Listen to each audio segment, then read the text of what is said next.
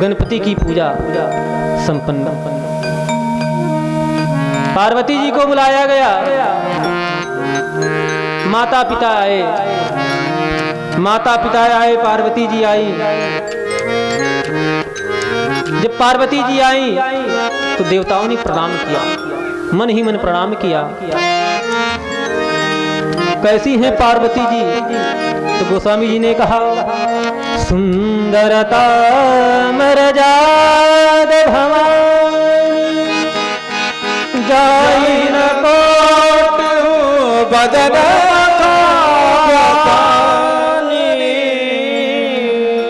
एक नहीं करोड़ मुख से, कोटि बदन मतलब मुख, करोड़ों मुख से भगवती पार्वती के सुंदरता का वर्णन किया जाए तो वर्णन नहीं हो सकता।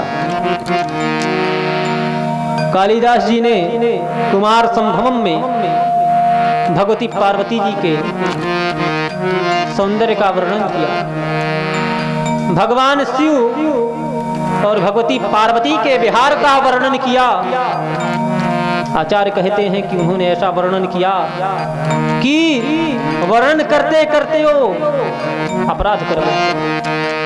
पार्वती जी ने श्राप दिया और उनको कुष्ठ रोग हो गया। कालिदास जी को कुष्ठ रोग हो गया।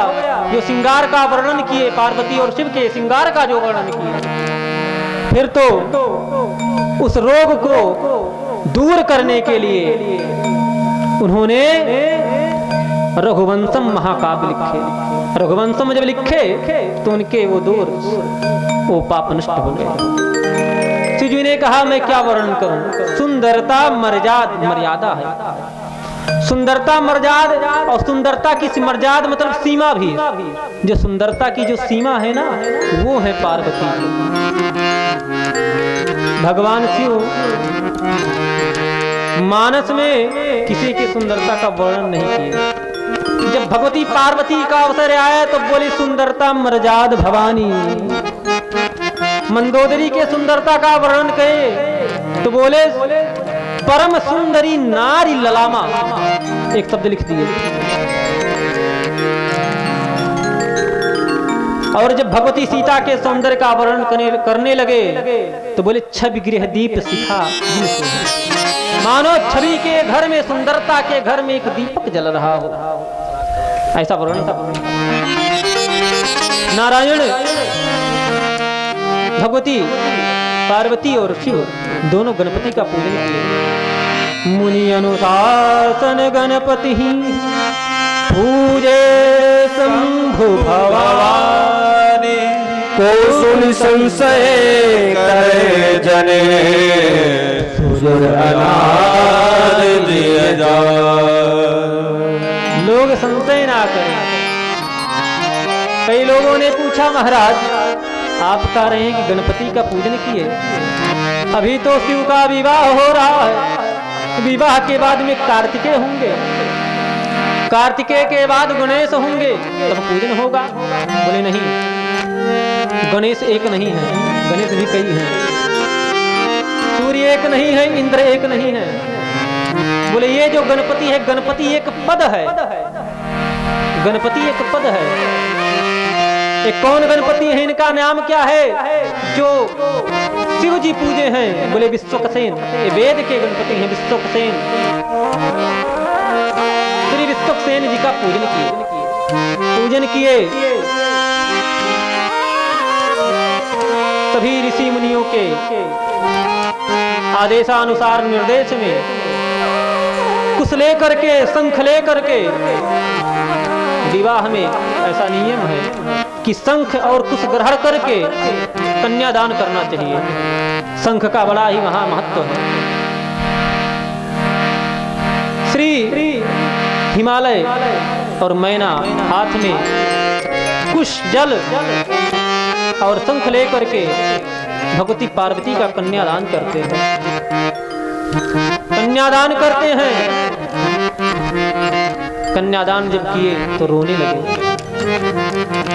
रोने लगे कि आज से मेरी पुत्री जो है वो पराई हो गई। अभी तक मेरी थी, अब वो पराई हो गई। बड़े दुखी हुए। लोगों ने कहा कि राजन आप दुखी ना हो, ये जगत का व्यवहार है, रिवाज है, यहाँ रीति है,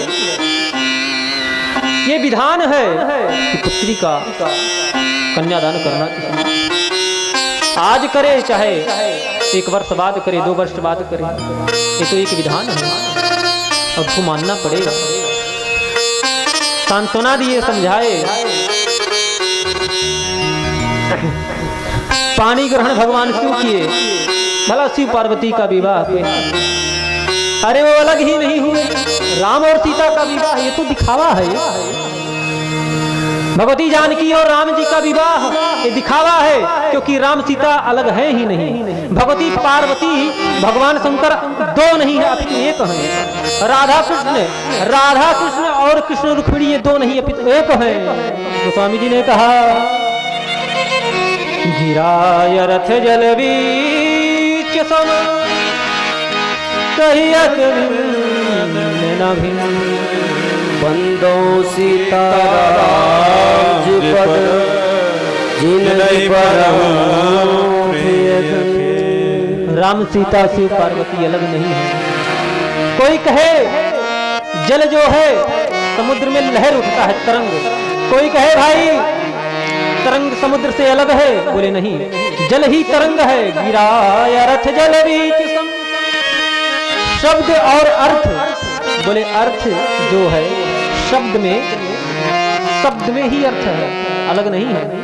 कहने में शब्द और अर्थ है, लेकिन वस्तुतः एक है। कहने में लहर और जल अलग है, लेकिन वस्तुतः एक है। उसी प्रकार से शिव पार्वती एक है, भगवान सीताराम एक हैं, कहने में 2 लगते हैं। बड़े कष्टपूर्ण कन्यादान किए भगवान शिव ने पानी ग्रहण किया। देवता ऊपर से सुमन वृष्टि करने लगे, सारे ऋषि महात्मा वेद मंत्र उच्चारण करने लगे। आइए हम भी भगवान शिव का पूजन करें। हमारे आचार्य जी के निर्देश में हम लोग भगवान शिव का पूजन करें। हमारे जजमान जी आएंगे, सप्तनी भगवान शिव का पूजन करेंगे। सारे ऋषि मुनि वहां जो थे